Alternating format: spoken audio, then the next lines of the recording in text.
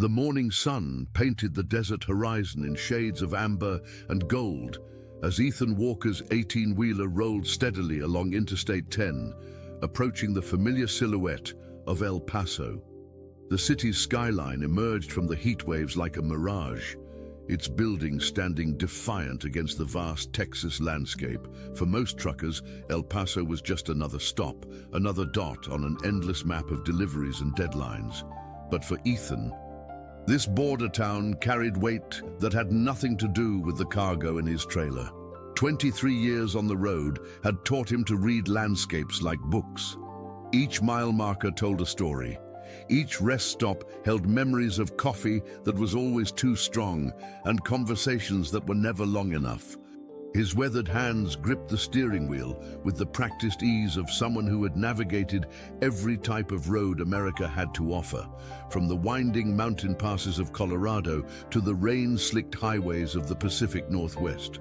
Yet despite all those miles, all those destinations, El Paso remained etched in his mind with peculiar clarity. 2 years had passed since that humid night when impulse had made him pull over at a nearly forgotten intersection. The memory surfaced unbidden as he adjusted his rearview mirror, catching a glimpse of his own weathered face, more lines around the eyes, more grey threading through his brown hair, but the same questioning look that had always marked him as someone searching for something he couldn't quite name. That night, he had seen her, a woman with 2 small children pressed against a crumbling wall, surrounded by the kind of silence that spoke of dreams deferred and hopes nearly extinguished. Something about the scene had reached through his usual road-hardened pragmatism and grabbed hold of his conscience. He couldn't explain what had made him stop, what had compelled him to offer a ride to strangers when every trucker's handbook warned against such impulses. All he knew was that walking away had felt impossible.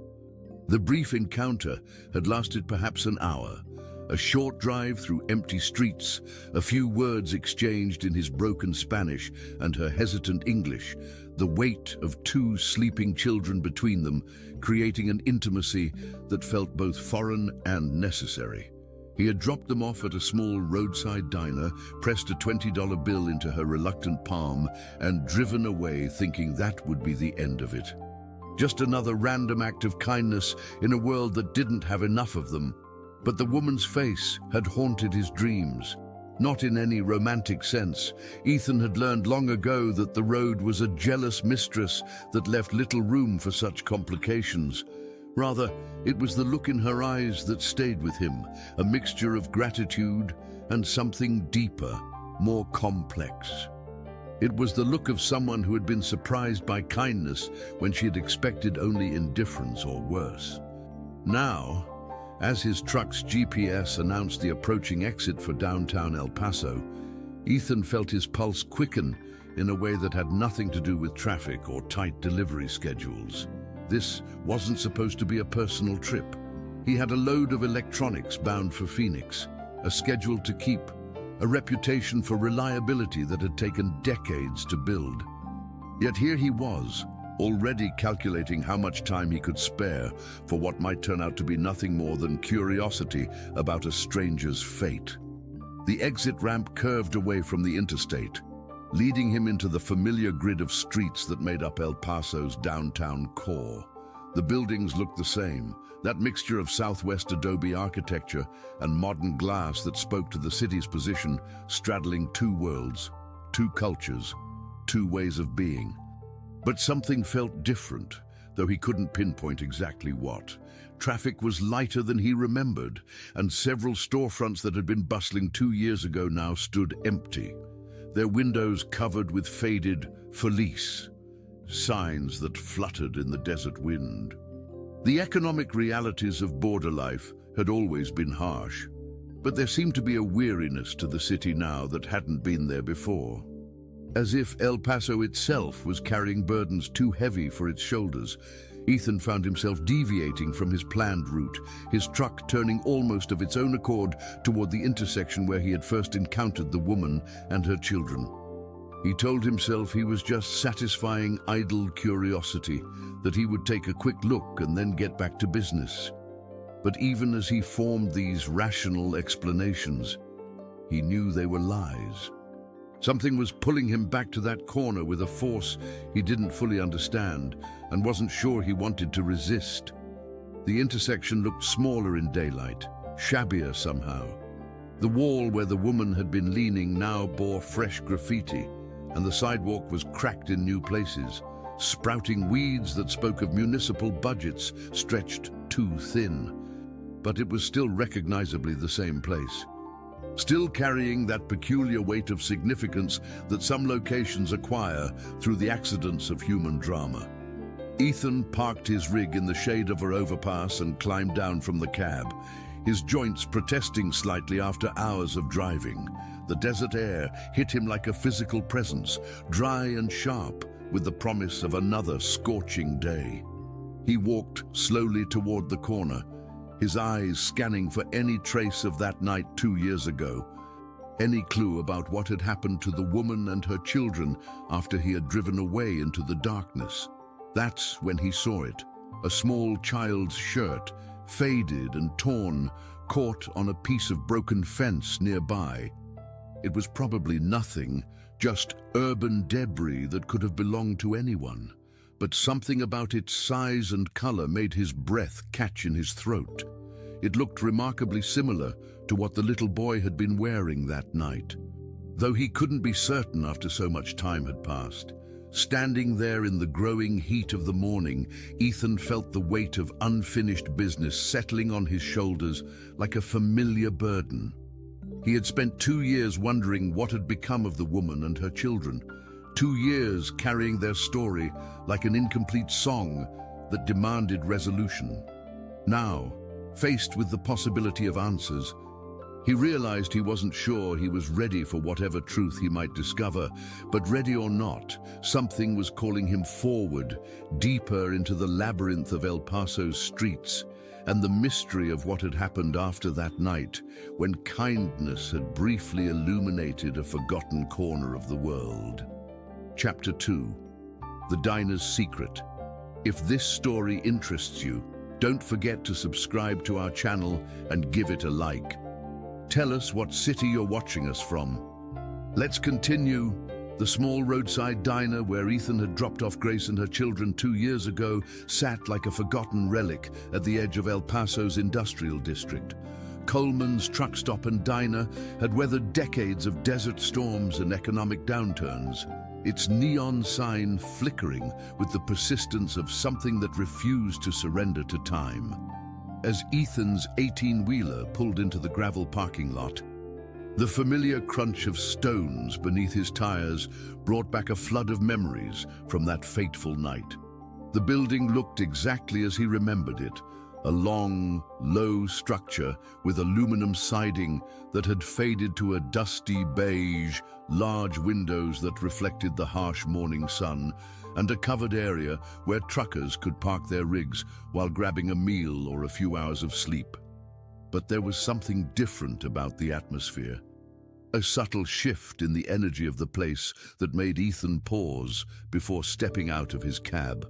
Mr. Coleman emerged from behind the counter as Ethan pushed through the glass doors, their frame still bearing the same collection of faded stickers advertising long-distance trucking companies and roadside services.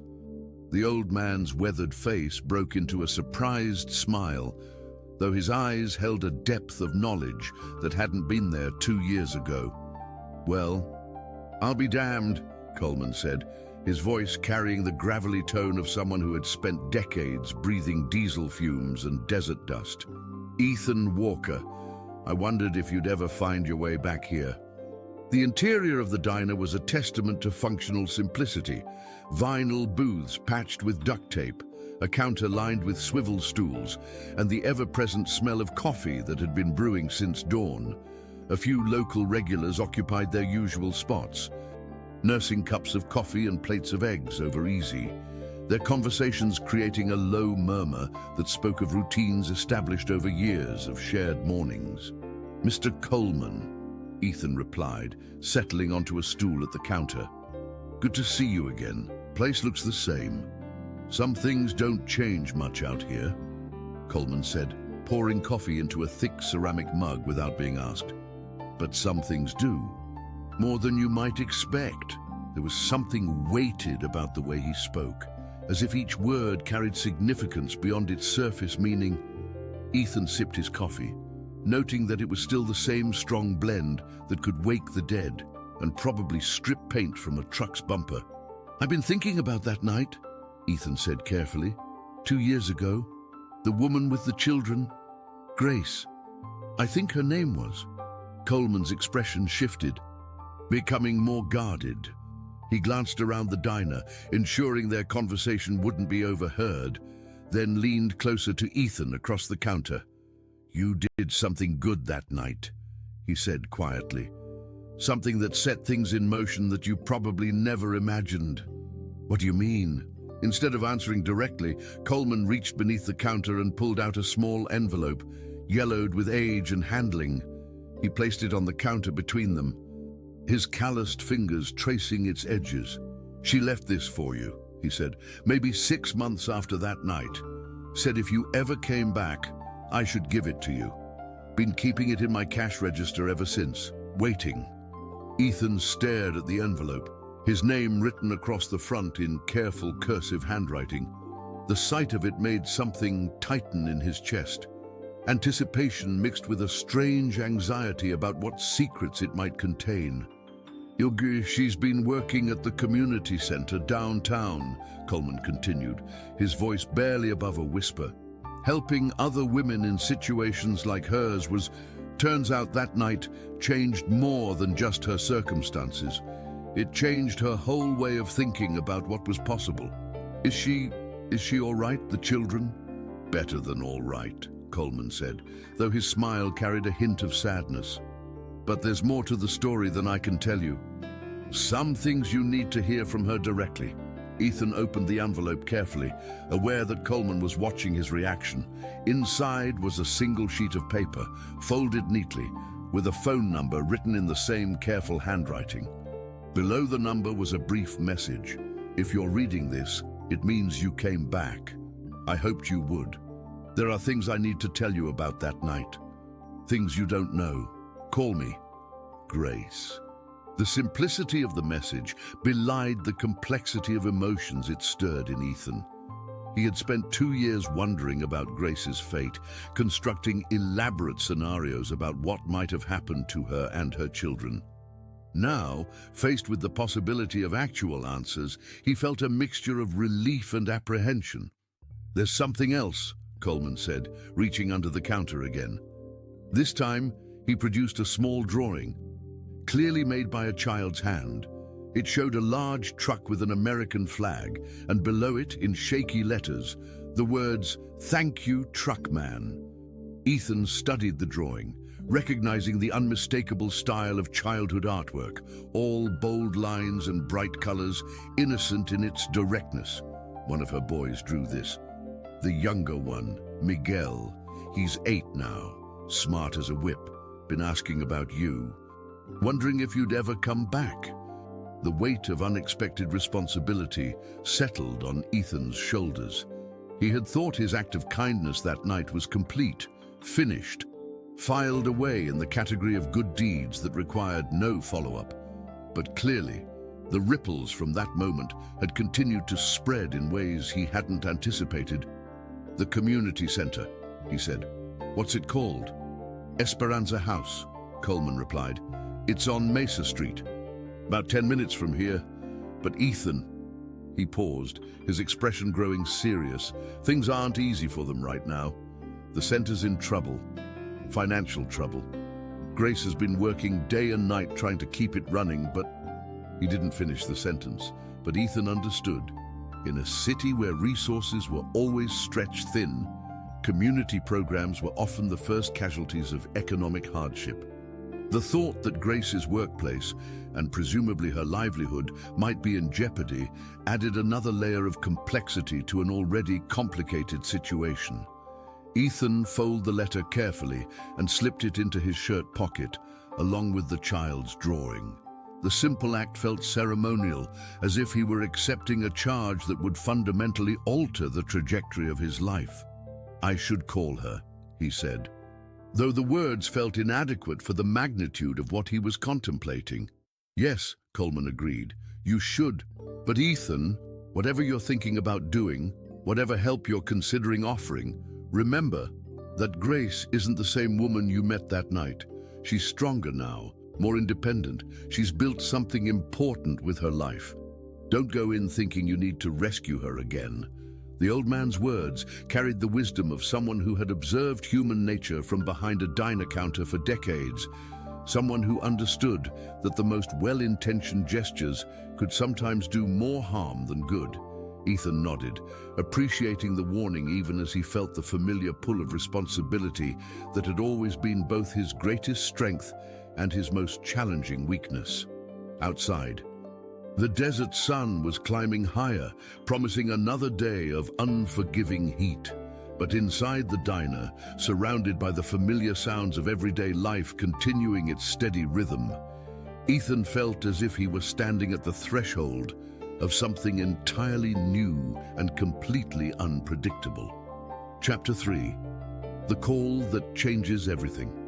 Ethan sat in his truck cab for nearly 20 minutes, staring at the phone number written in Grace's careful handwriting. The piece of paper felt heavier than it should have, weighted with possibilities and consequences he couldn't fully anticipate. Through his windshield, he watched the steady flow of traffic on the interstate.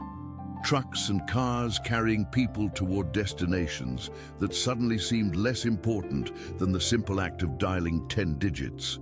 The desert heat was building, turning his cab into an oven despite the air conditioning running at full blast. Sweat beaded on his forehead, though he wasn't sure if it was from the temperature or the nervous energy that had been building since he'd left Coleman's diner. He had faced down blizzards in the Rockies, navigated through hurricanes along the Gulf Coast, and handled mechanical breakdowns in the middle of nowhere with calm efficiency. But making this phone call felt more daunting than any of those challenges. Finally, he pulled out his cell phone and dialed the number. It rang 3 times before a familiar voice answered, though it sounded different from his memories, stronger, more confident, with an undertone of weariness that spoke of long days and heavy responsibilities. "Hello? Grace?" His voice came out rougher than he intended. "This is Ethan Walker, the truck driver from 2 years ago." The silence that followed stretched long enough that he wondered if the connection had been lost. Then he heard her intake of breath, sharp and surprised. "Ethan," she said, and there was something in the way she spoke his name that made him understand this call meant as much to her as it did to him. I wasn't sure you'd ever get my message. Coleman said he'd keep the letter, but 2 years is a long time. I came back through El Paso today," he said. "Something made me stop at the diner. Coleman gave me your letter, and you called." There was wonder in her voice, as if she were marveling at the simple fact of his response. "I'm glad. There are things I've wanted to tell you, things I needed you to know. Coleman mentioned you're working at a community center now." "Esperanza House," she confirmed. It's changed my life, Ethan. That night, when you stopped for us, when you drove us to safety, you didn't just give us a ride, you gave us hope. And hope, it turns out, is a powerful thing when you know how to use it. Through the phone, he could hear the sounds of activity in the background, voices, children laughing, the rustle of papers. It painted a picture of a place alive with purpose. And he found himself curious about this new world Grace had built for herself. "I'd like to see you," he said, the words coming out before he could second-guess them. "If you're willing, I'd like to hear about what you've been doing." How you've been?" "Yes," she said immediately. "Yes, I'd like that very much. Are you free this afternoon? I could meet you somewhere, or if you'd like, you could come to the center, see what we do here." "The center sounds good," Ethan replied. "I'd like to understand what's kept you busy all this time." Grace gave him directions to Esperanza House, her voice becoming more animated as she described the route through downtown El Paso. But there was something else in her tone, a subtle tension that suggested not everything in her world was as positive as she was making it sound. "Ethan," she said, as they were about to end the call, "there's something you should know before you come. The center we're facing some challenges right now. Funding issues. I don't want you to think I called you back into my life because I need something from you. This isn't about that." "What is it about?" he asked gently. Another pause, longer this time. "It's about gratitude," she said finally, "and about showing you what your kindness created. Sometimes people never get to see the full impact of their actions. I wanted you to see yours." After they hung up, Ethan sat in his truck for a few more minutes, processing the conversation. Grace's voice had carried notes he hadn't expected. Confidence, purpose, but also an underlying stress that spoke of struggles he didn't yet understand. The mention of funding problems at the center added another dimension to what he had assumed would be a simple reunion. He started his truck and pulled out of the diner's parking lot, following Grace's directions through the maze of El Paso's downtown streets. The city looked different in daylight than it had during his nighttime deliveries. More vibrant, despite the obvious signs of economic hardship. Murals decorated many of the buildings, splashes of color and culture that spoke to the resilience of a community that refused to be defined by its challenges. Esperanza House occupied a converted warehouse in what had once been an industrial district. The building's exterior was modest, brick walls painted a warm yellow, windows framed with turquoise trim, and a small garden out front where someone had coaxed flowers to bloom despite the harsh desert climate. A hand-painted sign by the front door proclaimed, "Esperanza House, Community Center for Women and Families," in both English and Spanish. As Ethan parked his truck across the street, he could see through the large windows that the center was bustling with activity. Women of various ages moved through the space, some in small groups engaged in what looked like classes or discussions, others tending to children who played in a designated area filled with toys and colorful furniture. The scene radiated a sense of purpose and community that was immediately appealing. But it was the woman standing near the reception desk that captured his attention completely. Grace looked different from his memories.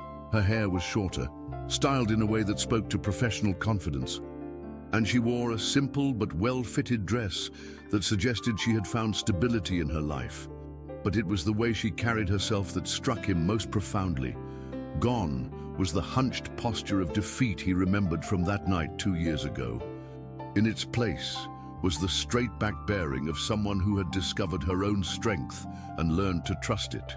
She was speaking with another woman, gesturing toward a bulletin board covered with photographs and what appeared to be success stories. Even from across the street, Ethan could see the animation in her expression, the passion that lit her features as she discussed whatever program or initiative they were reviewing. This was not the same woman he had picked up that night, broken and desperate. This was someone who had taken the small gift of hope he had offered and transformed it into something substantial and meaningful. The realization filled him with a mixture of pride and humility that he hadn't expected. As he climbed down from his truck and walked toward the center's entrance, Ethan felt as if he were approaching not just a building, but a revelation. Whatever he was about to learn about Grace's journey, whatever challenges Esperanza House was facing, he knew his life was about to become more complicated in ways he couldn't yet imagine. Through the glass doors, he could see Grace looking up, recognizing his approach. Her face broke into a smile that carried 2 years' worth of gratitude and anticipation. But behind the warmth in her eyes, he caught a glimpse of something else, a weight of responsibility and worry that suggested their reunion would involve more than just catching up on old times. The automatic doors slid open, and Ethan stepped across the threshold into a world that had been built, in part, on the foundation of a single act of kindness on a forgotten corner of El Paso 2 years ago. Chapter 4. The Heart of Esperanza. The moment Ethan stepped through the doors of Esperanza House, he was enveloped by an atmosphere unlike anything he had expected. The converted warehouse buzzed with purposeful energy. Women engaged in animated conversations around small tables, children's laughter echoing from a play area decorated with hand-painted murals, and the steady hum of activity that spoke to a community thriving despite obvious challenges. Grace moved toward him with a confidence that still amazed him, her professional demeanor softening into genuine warmth as she approached. But up close, he could see the fine lines of stress around her eyes, the subtle signs of someone carrying more responsibility than any one person should bear. "Ethan," she said, extending her hand before seeming to think better of the formal gesture and pulling him into a brief, heartfelt embrace. "I can't believe you're really here." "Neither can I," he admitted, looking around the space with genuine curiosity. "This place is incredible, Grace." "I had no idea what to expect." She beamed with pride, though he noticed how her eyes automatically scanned the room, checking on activities, noting needs, managing even while she welcomed him. "Let me show you around. I want you to see what your kindness helped create." As they walked through the center, Grace explained the various programs with the passion of someone who had found her true calling. There was a computer lab where women learned digital skills, a childcare area that allowed mothers to attend classes and job interviews, meeting rooms where support groups gathered, and a small kitchen where cooking classes doubled as cultural exchange and community building. "We serve about 200 women and their families every month," Grace explained, as they paused near a bulletin board covered with photographs and testimonials. "Some come for job training, others for legal assistance, many just for the community. For a lot of these women, this is the first place they've felt safe enough to dream about a different future." Ethan studied the photos, faces of women at various stages of their journeys, some still bearing the haunted look he remembered from Grace 2 years ago, others radiating the same confidence he now saw in her. Each image told a story of transformation, of lives rebuilt from the ground up. "That's Maria," Grace said, pointing to a photo of a young woman in a graduation cap and gown. "She got her GED here, then went on to nursing school. And Sophia there, she started a small catering business after taking our entrepreneurship classes. Every success story makes all the challenges worth it." "Challenges?" Ethan asked, though he suspected he already knew where this conversation was heading. Grace's expression grew more serious. "Let's sit down. There's a lot I need to tell you." They settled in her small office, a cramped space that managed to feel both professional and welcoming, despite being clearly assembled from donated furniture and salvaged equipment. Grace's desk was covered with grant applications, budget spreadsheets, and correspondence that spoke to the constant battle for resources that defined nonprofit work. "The center is in trouble," she said without preamble. "We've lost 3 major grants in the past 6 months. The city's budget cuts eliminated our municipal funding, and our largest private donor had to pull out due to his own financial difficulties." "How much trouble?" Ethan asked, though something in her expression already suggested the answer would be more serious than he hoped. "We have maybe 2 months of operating funds left," Grace said, her voice steady, but her hands betraying her anxiety as she fidgeted with a pen. "I've been working 18-hour days trying to find new funding sources, writing grant applications, organizing fundraisers, but it's not enough. We're going to have to close unless something changes dramatically." The weight of her words settled between them like a physical presence. Ethan looked through the glass walls of her office at the bustling activity beyond.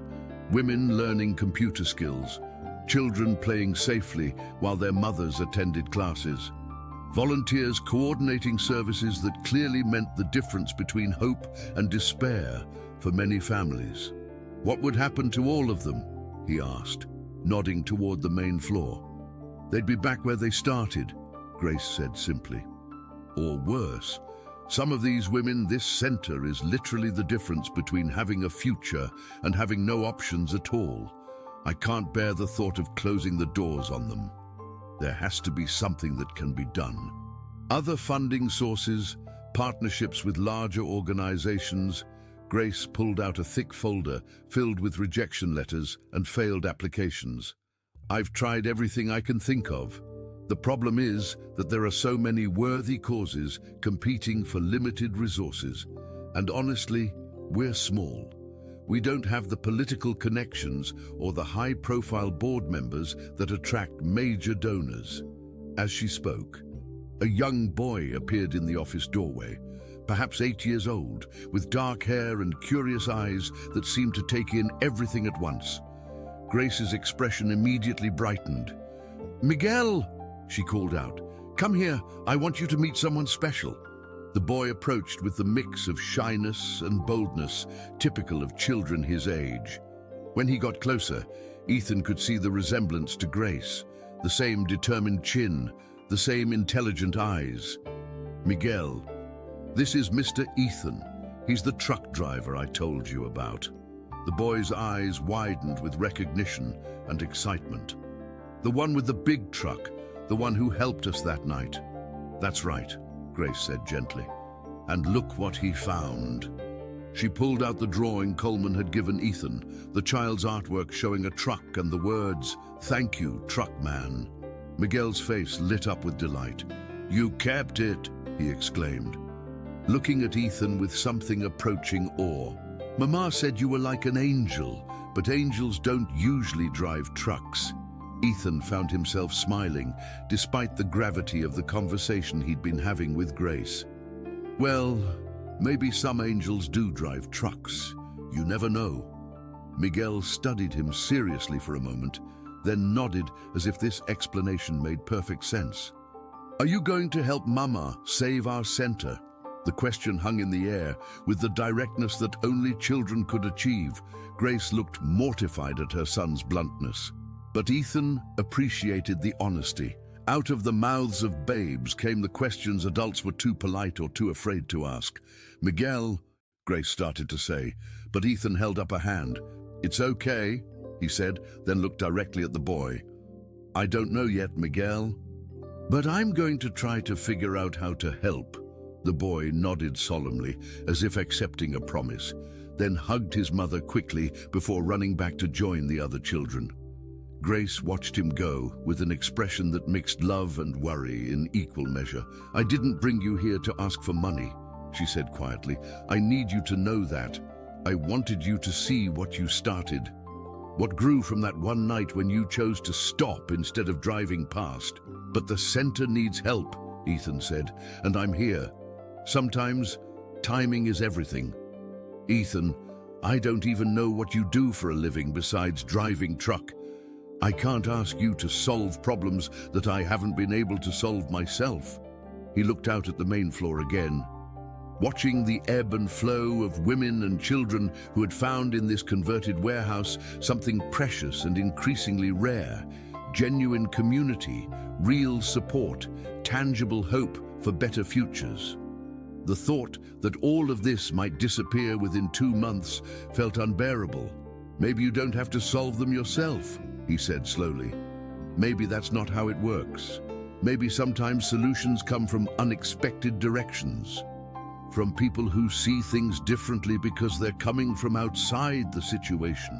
Grace studied his face, and he could see her trying to read between the lines of what he was saying. "What are you thinking?" "I'm thinking," Ethan said, "that I need to understand more about how this place operates, what it really costs to keep the doors open, and what kinds of solutions might be possible that you haven't considered yet. You're talking about getting involved," she said, and there was both hope and apprehension in her voice. "I'm talking about not walking away from something important," he replied, Not again. Outside the office windows, the afternoon light was beginning to slant through the center's windows, casting everything in a golden glow that made the scene look almost magical. But Ethan knew that magic alone wouldn't save Esperanza House. It would take something more practical, more substantial, and possibly more life-changing than either he or Grace were quite prepared for. Chapter 5. Unexpected Revelations. The evening found Ethan sitting in a small cafe 3 blocks from Esperanza House, surrounded by financial documents, grant applications, and budget reports that Grace had reluctantly agreed to share with him. The cafe, a local establishment that stayed open late to serve the downtown workers and students, provided the kind of neutral ground he needed to process everything he had learned about the center's precarious situation. As he studied the numbers, a clearer picture emerged of just how dire things had become. The center's monthly operating costs were modest by most standards: rent, utilities, staff salaries for 3 full-time employees including Grace, program supplies, and basic maintenance. But even these humble expenses were becoming impossible to meet as funding sources dried up one by one.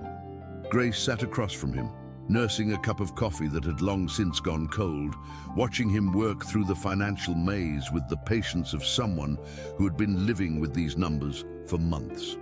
She had changed out of her professional attire into jeans and a simple sweater, looking more like the woman he remembered from 2 years ago. Though the underlying strength remained evident, the irony, she said quietly, is that we're more successful now than we've ever been. Our programs are full, our success rates are excellent, and we have a waiting list of women who need our services. But success doesn't automatically translate into sustainable funding. Ethan looked up from a particularly complex grant rejection letter. What about corporate sponsorships? Local businesses that might see value in supporting community programs? I've tried, Grace said, pulling out another folder thick with correspondence. Most of the larger businesses in El Paso are already committed to other causes, and the smaller ones are struggling themselves. The economic climate here hasn't exactly been conducive to charitable giving. What about expanding your donor base, online fundraising, social media campaigns? Grace's expression grew slightly embarrassed. That's where my limitations become obvious. I'm good at running programs, at working with the women and families we serve, but marketing, social media, fundraising strategies, those aren't skills I developed during my previous life. There was something in the way she said previous life that caught Ethan's attention. A weight that suggested there were still parts of her story he didn't know. But before he could pursue that thread, his phone rang. "Sorry," he said, glancing at the caller ID. "It's my dispatcher. I should take this." Ethan, the voice on the other end, belonged to Dave Morrison, the logistics coordinator who had been assigning Ethan routes for the past 5 years. "Where the hell are you? Your Phoenix delivery was supposed to be completed yesterday." "I'm in El Paso," Ethan said, realizing he hadn't even thought about his cargo or schedule since arriving in the city. "I had some personal business come up." "Personal business?" Dave's voice carried the incredulity of someone who had never known Ethan to deviate from a delivery schedule. "In 20 years of working with you, I've never known you to have personal business that interfered with a load." "It's complicated," Ethan said, aware that Grace was listening to his side of the conversation with growing concern. "Well, uncomplicate it fast. Walker Logistics isn't paying you to take unscheduled vacations. If you can't deliver that load to Phoenix by tomorrow morning, I'll have to send someone else and dock your pay for the delay." After he hung up, Grace was looking at him with an expression that mixed guilt and concern. "Ethan, I didn't realize you were jeopardizing your work by being here. You should go. The center's problems aren't your responsibility." "Maybe they are," he said, surprising himself with the certainty in his voice. "Maybe this is exactly where I'm supposed to be. But your job, my job, will survive one delayed delivery," he said, though he wasn't entirely certain that was true. Dave Morrison wasn't known for his flexibility, and Walker Logistics had a reputation to maintain.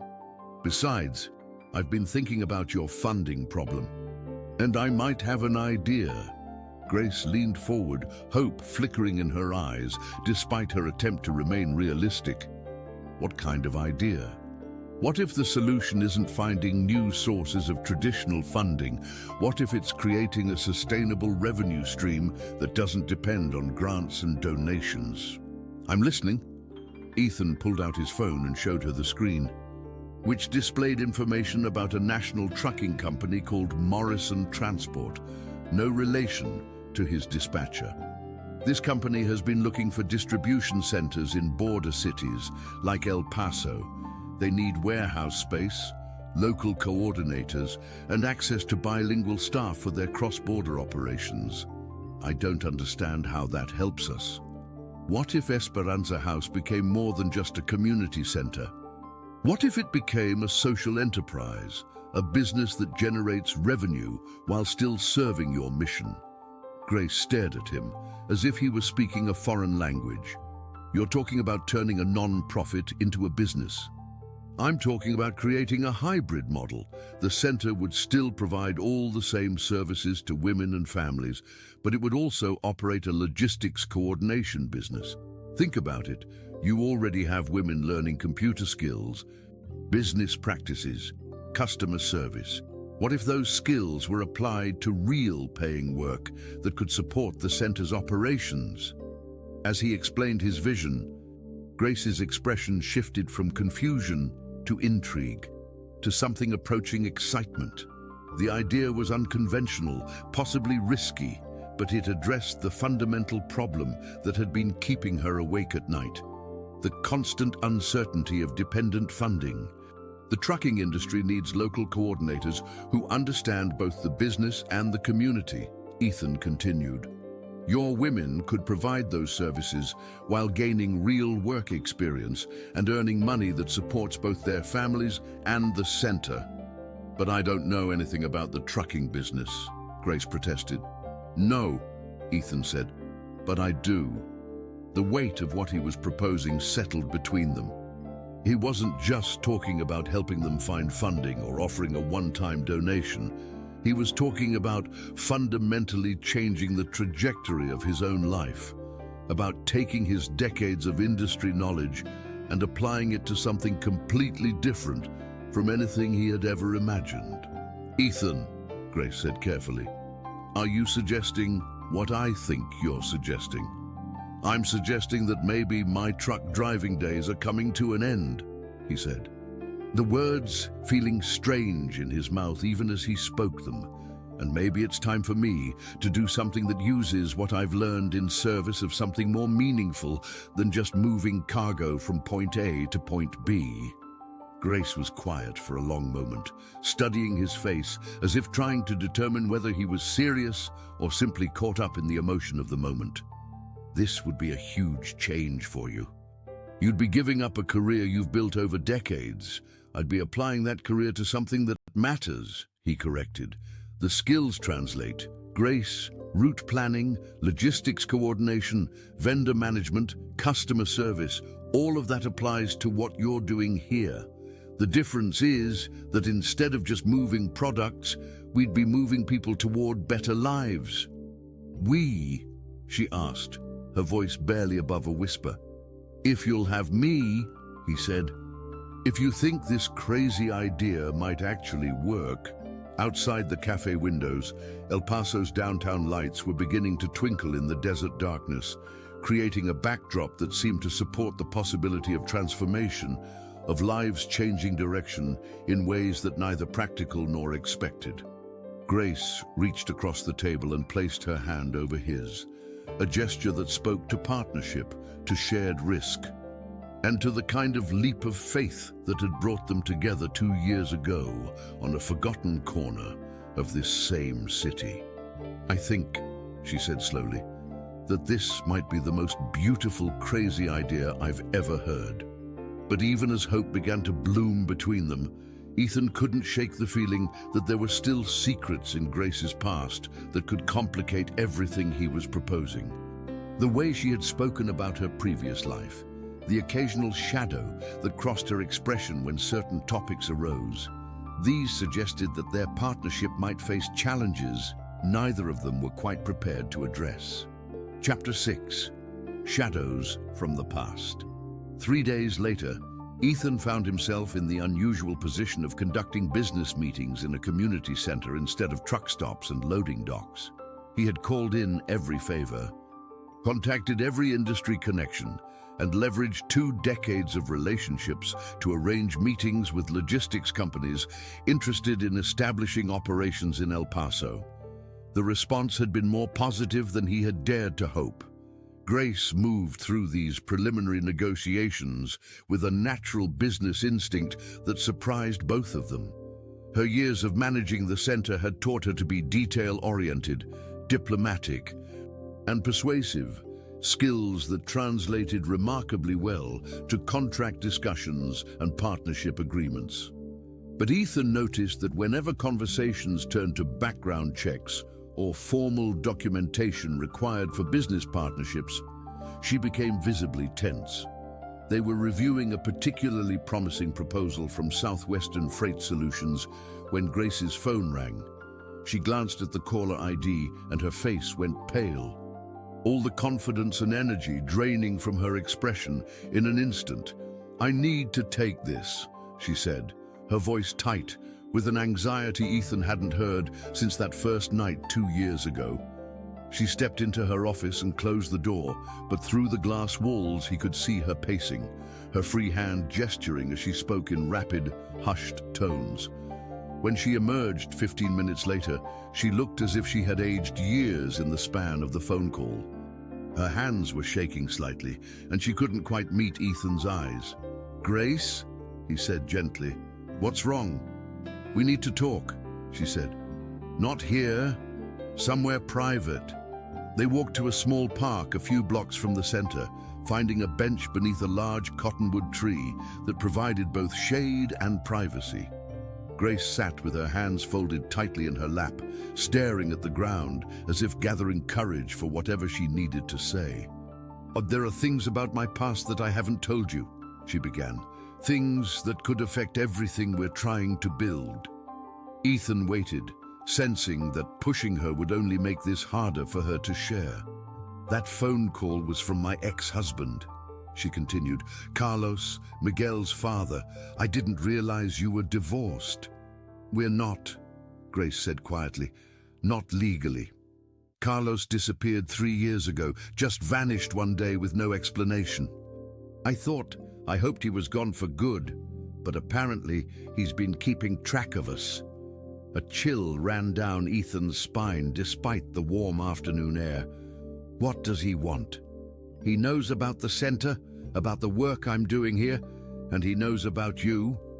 Grace finally looked up at him, her eyes filled with a fear that was all too familiar. "Carlos he wasn't a good man, Ethan. Before he disappeared, he was involved in things that I tried not to know about, dangerous things." "What kind of things?" Grace's voice dropped to barely above a whisper. "He worked for people who moved things across the border, not legal things. When I met him, I was young and naive, and I thought his secretiveness was romantic, mysterious. By the time I understood what he really did, Miguel was born, and I was trapped." The pieces began falling into place for Ethan. Grace's initial terror that night 2 years ago, her reluctance to provide too many personal details, her nervousness around official documentation for their business partnerships. "Grace, are you in danger? Are Miguel and you safe?" "I thought we were," she said. "For 3 years, I thought he was gone, and we could build a normal life. But today he told me he knows about our business plans, about the money that might be coming through the center. He wants a cut." "What did you tell him?" "I told him there was no money, that it was just a community center barely staying afloat. But he didn't believe me. He said he had ways of finding out the truth, and if I was lying to him..." She shuddered, unable to finish the sentence. Ethan felt a surge of protective anger that surprised him with its intensity. Have you contacted the police? And tell them what? That my husband, who abandoned us 3 years ago, made threatening phone calls. Carlos was always careful. Ethan. He never left evidence, never put himself in situations where the law could touch him. And the people he worked for, they have long memories and longer reaches. They sat in silence for several minutes, the weight of this revelation settling between them. Everything they had been planning, all the hope and excitement of the past few days, suddenly felt fragile and precarious. Maybe, Grace said finally, this is a sign that I should just let the center close, take Miguel and move somewhere far away, start over again. No, Ethan said with more force than he intended. No, you can't let him destroy what you've built. Too many people depend on this place, including you and Miguel. But if Carlos gets involved, if he brings his world into the center, it could destroy everything anyway, and it could put you in danger too. Ethan stood up from the bench and began pacing, his mind working through the implications of what Grace had told him. He thought about the women and children at the center, about Miguel's bright smile and future possibilities, about Grace's transformation from victim to leader. The idea of letting fear undo all of that progress felt unacceptable. There has to be another way, he said, some way to protect what you've built while keeping Carlos from getting his hooks into it. Such as, what if we accelerated our timeline? What if, instead of taking months to establish the business partnerships, we move fast enough to create legitimate, documented revenue streams before Carlos can interfere?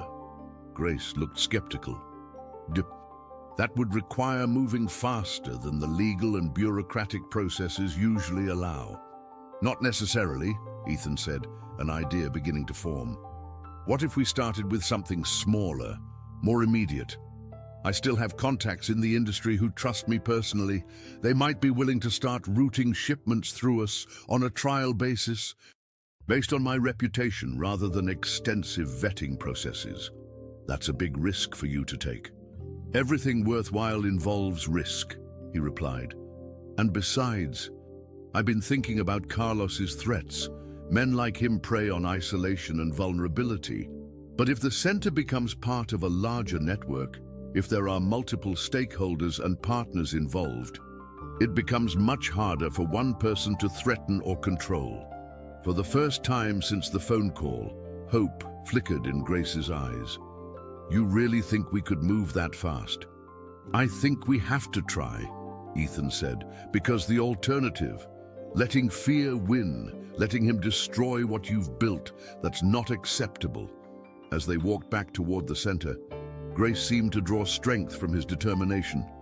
But Ethan could see that she was still carrying the weight of secrets and fears that 3 years of independence hadn't been enough to erase.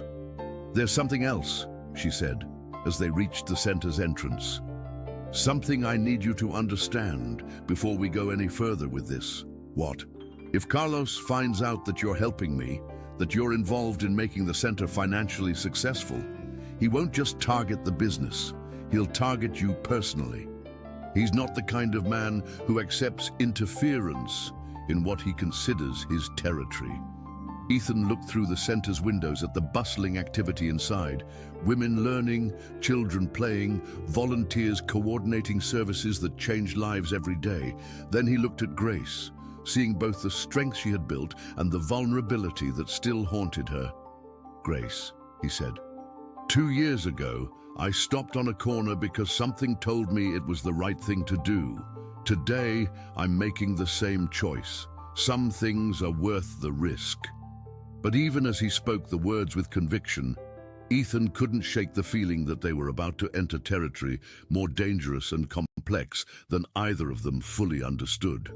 The shadow of Carlos's threat hung over everything they were trying to build, and he suspected that their real challenges were just beginning.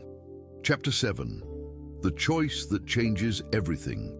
The confrontation Ethan and Grace had been dreading came sooner than expected. It was a Thursday morning, exactly 1 week after their conversation in the park, when Carlos appeared at Esperanza House. Grace was conducting a job interview workshop with 8 women when one of the volunteers quietly approached her with a message that made her blood run cold. "There's a man outside asking for you. Says he's your husband." Through the center's front windows, Grace could see Carlos leaning against the expensive black SUV, his posture casual, but his presence unmistakably threatening. He looked exactly as she remembered, tall, well-dressed in a way that suggested money of questionable origin, with the kind of confidence that came from never having his authority challenged.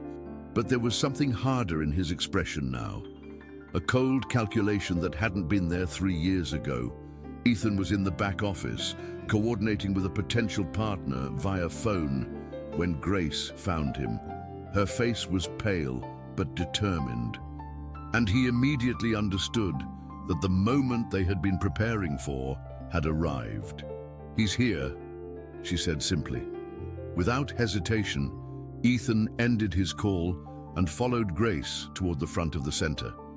As they walked, he noticed that the women and children seemed to sense the tension, conversations becoming more subdued, activities slowing as an undercurrent of unease spread through the space.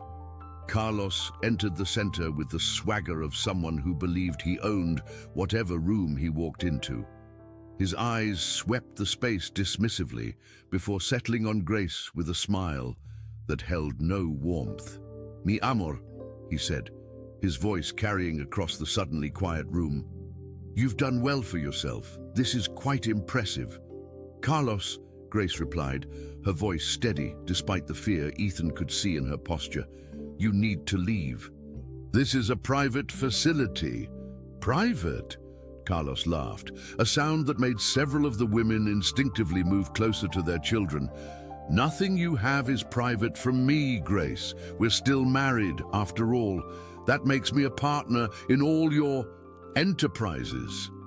It was then that Carlos noticed Ethan standing beside Grace, and his expression shifted to something more dangerous. "And you must be the truck driver I've been hearing about. The one who thinks he can play hero." "I'm Ethan Walker," Ethan said calmly, though every instinct told him to position himself between Carlos and Grace. "And I'm a friend of Grace's who believes in the work being done here." "A friend," Carlos repeated mockingly. "How touching. But I'm afraid your friendship is about to become very expensive, Mr. Walker." The threat was subtle but unmistakable. And Ethan felt the atmosphere in the room shift as the women and staff realized they were witnessing something far more serious than a domestic dispute. "What do you want, Carlos?" Grace asked, her voice gaining strength. "What's mine?" he replied. "I know about your business plans, about the contracts you're negotiating. Very enterprising of you, Grace. But you seem to have forgotten that everything you have, everything you've built, exists because I allowed you to stay in El Paso when I left. You abandoned us," Grace said, her fear beginning to transform into anger. "You walked away from your family and left us with nothing." "I left you alive," Carlos said quietly, and the casual way he spoke those words sent chills through everyone within hearing distance. "And now I'm back to collect what I'm owed." It was Miguel who changed everything. The 8-year-old boy appeared from the children's area, drawn by the tension in his mother's voice. When he saw Carlos, his face lit up with the complex emotions of a child who barely remembered a father who had vanished from his life. "Papa?" he said uncertainly, taking a tentative step forward. The sound of that small voice seemed to crack something in Carlos's facade. For just a moment, his expression softened, and Ethan saw a glimpse of what might have been genuine emotion, but it was Grace's reaction that provided the revelation that changed everything. "Miguel, go back to the play area," she said firmly, but her son's presence had triggered something in her. She straightened, and when she spoke again, her voice carried an authority that commanded the attention of everyone in the room. "Carlos, you want to know what you're owed?" she said, stepping forward.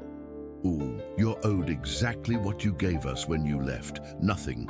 But more than that, you're owed the truth about what really happened 3 years ago. Carlos's confident expression faltered slightly. Grace, don't what? Don't tell them that you didn't just disappear. Don't tell them that you ran because you found out the people you were working for discovered you'd been skimming money from their operations. Don't tell them that you abandoned your family because you were too much of a coward to face the consequences of your own choices. The silence that followed was deafening. Ethan watched as Carlos's facade crumbled, revealing not the dangerous criminal he had presented himself as, but a frightened man who had been running from his own mistakes for 3 years. "You don't understand," Carlos said, his voice losing its threatening edge. "They're still looking for me. If they find out where I am, then you better make sure they don't," Grace interrupted. "Because if you bring your problems to this place, if you threaten these women and children, if you try to destroy what we've built here, I'll make sure everyone knows exactly who you really are and where to find you." The tables had turned completely. Carlos, who had entered the center as a predator, now stood exposed as prey. His shoulders sagged as the weight of his real situation became apparent. "I need money, Grace," he said, and for the first time, Ethan heard desperation rather than threat in his voice. "I need enough to disappear completely, to start over, somewhere they'll never find me." Grace looked at him for a long moment, then at Miguel, who was watching the adults with the confused expression of a child trying to understand a world that had become too complicated too quickly. "The center doesn't have money to give you," she said finally, "but I'll make you a deal. You sign divorce papers, you legally relinquish all parental rights to Miguel, and you agree never to contact us again. In exchange, I won't tell certain people in El Paso where they can find Carlos Mendoza." It wasn't the resolution anyone had expected, but it was the one that offered hope for everyone involved. Carlos would get his freedom to disappear completely. Grace would get legal protection for herself and Miguel, and the center would be safe from future threats. 3 hours later, after hasty arrangements with a lawyer who specialized in urgent domestic cases, Carlos signed the papers that officially ended his claim on Grace's life. As he prepared to leave, he stopped to look at Miguel one last time. "Be good for your mama," he said quietly. And for a moment, Ethan saw the father Carlos might have been in a different life. After he was gone, the center slowly returned to its normal rhythm, but something fundamental had changed. Grace had faced down her greatest fear and emerged stronger, more confident in her own power to protect what mattered to her. "So," Ethan said, as they stood in her office, watching the sunset paint the El Paso sky in brilliant colors, "I guess this means we can move forward with our business plans without looking over our shoulders." "I guess it does," Grace replied, then turned to face him with an expression that held both gratitude and something deeper. "Ethan, what you did today, standing with me when you could have walked away. I told you 2 years ago that sometimes the road leads you exactly where you need to be," he interrupted gently. "I'm exactly where I need to be." 6 months later, Esperanza House had become the Southwest Regional Coordination Center for 3 major logistics companies, providing both sustainable funding for the community programs and meaningful employment for dozens of women who had once thought their futures held no possibilities. Ethan had traded his truck for an office and a new kind of satisfaction that came from moving people toward better lives instead of just moving cargo across highways. And Grace, who had once been a woman with 2 children pressed against a wall in the darkness, was now the director of an operation that served as a model for social enterprises throughout the region. On quiet evenings, when the center was closed and El Paso stretched out beneath the vast Texas sky, they would sometimes talk about that night 2 years ago when a truck driver's impulse to stop had set in motion a chain of events neither of them could have imagined. But mostly, they looked forward toward the highway of possibilities that stretched endlessly ahead. Fim Dei Historia. Dear viewers, we hope Ethan and Grace's story has touched your hearts as much as it touched ours. Their journey reminds us that sometimes the most important roads we travel aren't made of asphalt, but of courage, compassion, and the willingness to stop for someone who needs help. If this story moved you, please subscribe to our channel and give it a thumbs up. We bring you new stories every day that explore the beautiful complexity of human connections and the power of choosing kindness over indifference. Tell us in the comments, have you ever had a moment like Ethan's, when stopping to help a stranger changed everything? We'd love to hear your stories. Don't miss our upcoming content. We'll be here tomorrow with another tale that proves love and hope can transform even the most difficult circumstances. Thank you for joining us on this emotional journey.